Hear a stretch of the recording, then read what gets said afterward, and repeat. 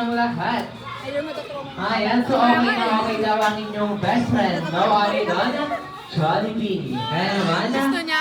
Jollibee, hanapin mo na ating birthday celebrator.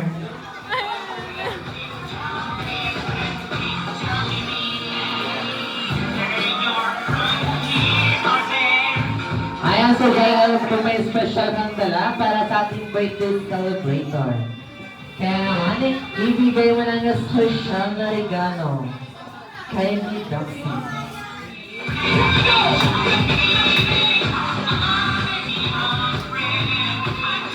Alright, so alam ko Jollibee na may inanda kang wish para kay Miss Doxy. Ayan, so ilan yung Jollibee? 1, 2, 3. Si Jollibee may tatlong wish para kay Miss Doxy. Alright, so Jollibee, ibigay mo na ang iyong first wish.